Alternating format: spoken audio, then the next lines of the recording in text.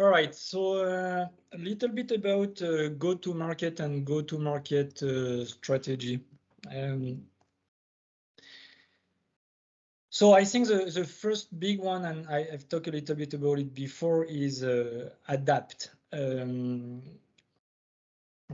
have some success in your first step in the Canadian market, you need to take the time to adapt your offer. As I mentioned before, try to find some North American references. Again, don't invent clients that you don't have, but put it in the North American context.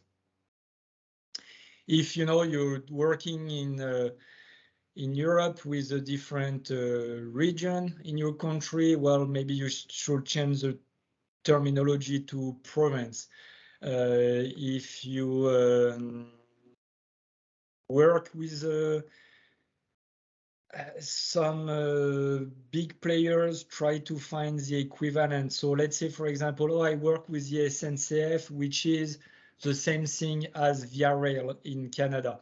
You know, try to make it again. I really insist on that because I've seen a lot of meetings where people were just taking their European presentation, putting it into the face of the Canadian counterpart, and you could tell the person, okay, SNCF, yes, I've heard about it, but you know, I've never been to Europe. I've never sat in a train there. I don't know what type of train they're using. I don't know, you know, how big it is of a company. So try as much as possible to get your member to do that work. And you know, that's something we're always happy to help with, to make that work where your pitch deck talk to the person in front of you. That's really key. You know, some little things such as, here are some pricing. Well, put it in Canadian dollars, don't put it in euros. Your norms, your standards and certification say, well, we are EU approved, which is the equivalent to here in Canada. So people understand. I think you get the point now, but that's what you have to do. Make sure also you understand the standards, norm, and regulation, because I've talked about it before, but the thing is, you know, if you go in a meeting and someone tells you, oh, okay, but is your gauge the same standard as in Canada, and you don't know, the meeting is over. Like, it's people will say, oh, okay, the guy is coming to presenting me an offer. He doesn't even know if his product is adapted to our standard in Canada. So that's something you need to make sure you understand, especially in the railway sector where safety norm standards are very important. You need to make sure that you understand that how your offer fits in the existing environment. One of you, when you introduced yourself earlier today, mentioned you were in charge of innovation. I think it was Rico. That's how you should sell your product in Canada, through the innovative part of your offer. Please understand that Canada is a mature market in many industry, many subjects. You know, south of the border we have the US, so there is a lot of product solution coming from down there. The country is very turned toward Asia as well, so everything that's, you know, commodity, it's not a good market to come and sell commodity. What you have to come and provide to the market, it's innovative product. And so that's what you should put your emphasis on when you do your presentation. It's how innovative is your offer in the context of the European market, of the Canadian market. So innovative because it's really a breakthrough. Innovative because you sell it on a different model.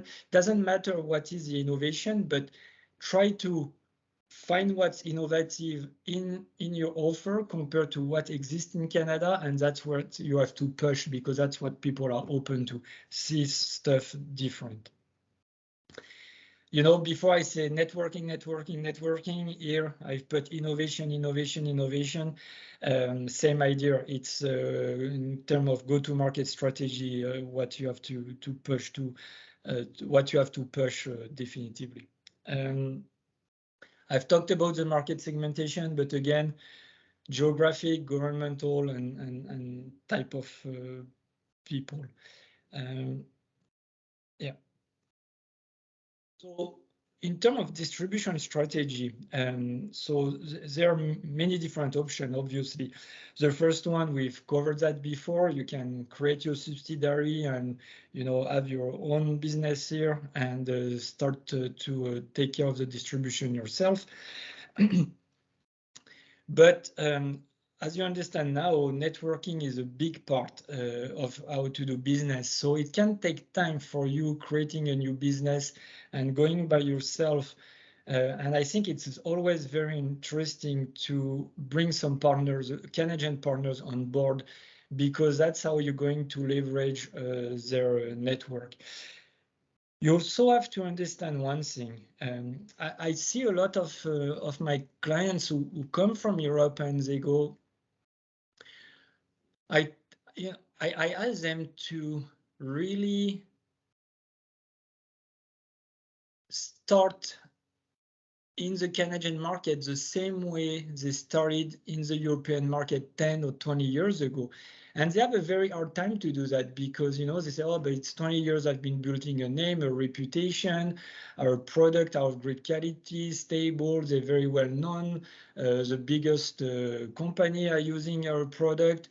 And they have a hard time to understand that you come to Canada, it's a brand new market, and you really have to almost restart from zero, rebuilding everything from especially your reputation. And that takes time, and that takes even more time if you do it by yourself. But it can be highly accelerated if you find a partner here who's going to help you and is going to some extent, legitimize who you are through them.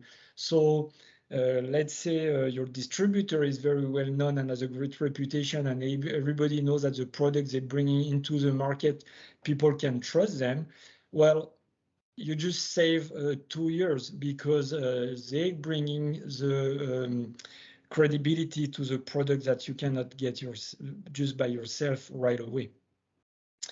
So yeah, distribution has to be considered. The other big thing about distribution is, as I mentioned, because the market is pretty segmented, and especially on a geographical point of view, when you find a distributor, there is a lot of instances where you can have a different distributor, or where you should have a different distributor in the different zone of Canada.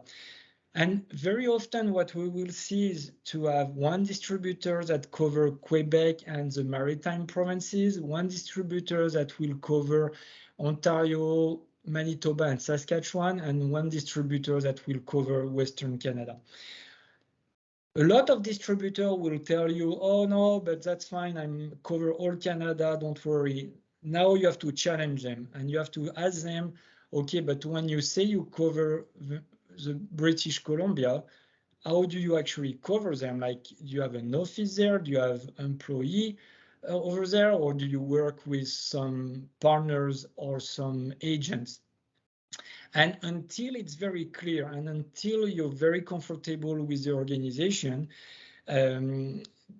don't just put all your eggs in the same basket and work with that one distributor that can be very strong in Quebec and pretend is very good everywhere in Canada because he wants to have your product everywhere.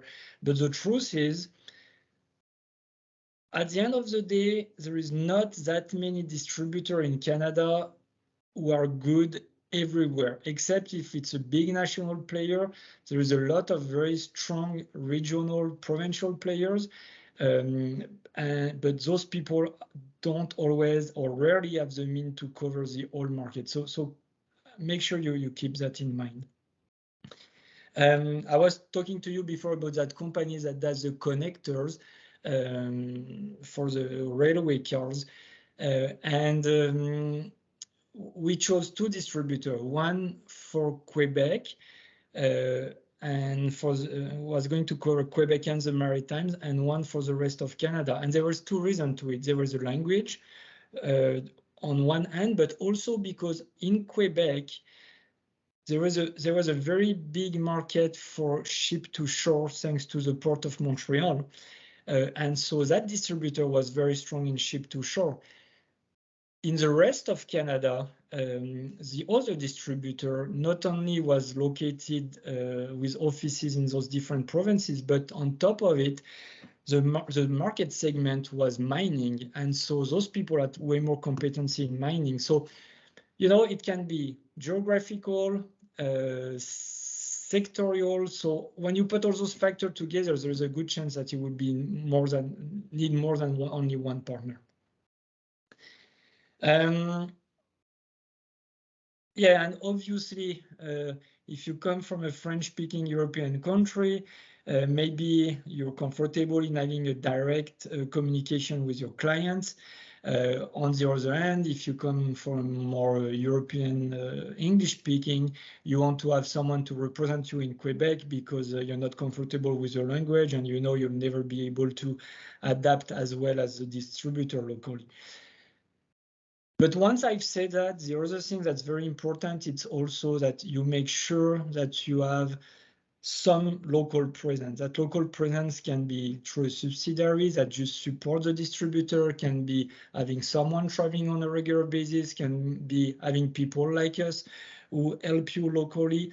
But it's important that you follow and track what they do, because again, and I say again, and I'm not even sure I mentioned, but between most of the European country and Canada, we have a 6-hour time difference. And therefore, you cannot track and follow the business on a daily basis the same way you're able to do it when you're coming here or if you have a local presence. So please keep that in mind. The first reference, it's key and typically define how you then develop in Canada. So it has to be really incorporated in part of the development strategy. And, you know, sometimes it could be to have a budget to offer a free proof of concept. It could be to have a first sale where you make no money, but you just sell it at cost.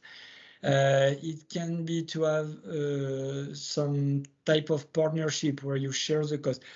Whatever it is, and depending on the offer, you need to make sure that you prepare for that first reference, because that first reference will really define how you're going to develop then in Canada and in North America. And that first reference in Canada, as I mentioned before, you will be able to use that everywhere in North America. And so that's why you have really to take care of it and make it a strong first reference. So that means don't only sell the product, but make sure that the after sales is very well organized and that you have the means to take care of that. Because, you know, if you have a product that needs a minimum of maintenance, or you have a software, and with a time difference, someone calls you and it's, you know, 4 p.m. here in Canada and it's 10 p.m. in France. But if the solution needs to be working and running, if you have nobody on the phone in France or Europe, able to answer, you're not sending the right message. So it's not only selling the product, it's also delivering the product, meaning installing if need some installation, but also all the after sales, and that's very important. Sales cycles, I touched on it before, but it's always in Canada longer than you expect. And the reason is, again, because people put you in such a comfortable situation and that you feel like the first sale is going to come very fast, but it's not. So be prepared for that, you know, it's going to be a long cycle, long or normal, but it will be longer than you probably expect at first. typically it takes one year to be considered as being part of the Canadian environment. Before that 1 year mark, people will see you as someone trying to enter the market. After the 1 year mark, they will see you as someone in the market. And that makes a big difference in terms of how people appreciate who you are. Yeah, and again, the first reference will help you to justify the relevance of your offer in Canada, demonstrate your capability to deliver services, even with the distance and the time difference, and the ability to ensure a great customer service. Any maybe question and comments on that, because the good to markets, it's definitively key for your members in how they should enter the market and how that will help them to develop quickly or not in Canada. Yes, maybe something more about the fact from going from zero to first reference, because I think it's what I have understood up to now, it's crucial. And yes, this is a summary, but maybe you have already developed, but again, some tips or something. Yeah, no, that's a great question. Thank you. So yes, from zero to first reference, the first thing you should do and your member should do is to start with some type of market study, market analysis, strategic analysis, because it's never exactly what we think it's going to be, and there is no way, I haven't seen it in 15 years, that you can do a copy paste of your offer and plug it into the Canadian business environment. So yes, definitively you need to make a market study to understand where you're going, and by understanding where you're going, it's going to help you to understand how to adapt your offer. So yes, before you can expect to have a first reference and to sell anything, there is definitively a big stage of understanding and adapting. That's the number one thing. The number two thing is to test the market. And to test the market, I think the best way to do it is to organize some type of trade mission where you come and you meet different people. I understand who are the players, what are the expectations, where are the challenges, what else you have to do to adapt better, what you may have missed, what are the certification. So, coming here, meeting with people will put you in a position where when you're going to make your first offer and where you're going to go after that first reference, you're going to be in a situation where you make sense. And where you're strong, and when the people in front of you will not consider you just as someone who's trying, but as someone who's understand and has some added value for them. So yes, 100% from zero to first reference, there is a lot of work to do.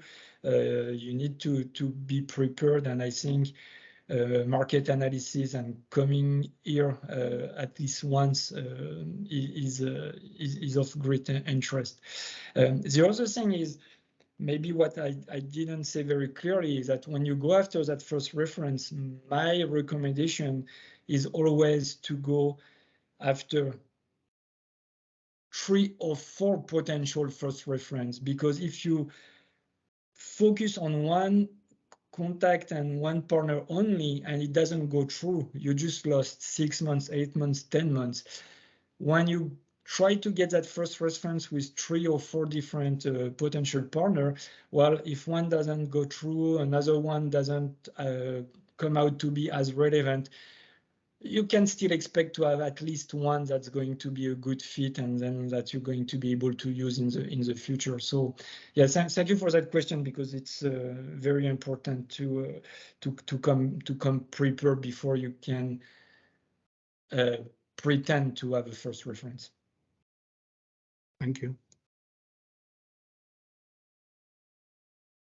Anything else? No. Okay. Oops.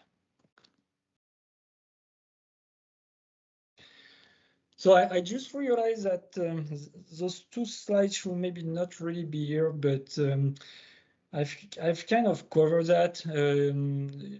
Social protocols. Yeah, I don't know. Sorry, those two slides should have been more in my in the other part.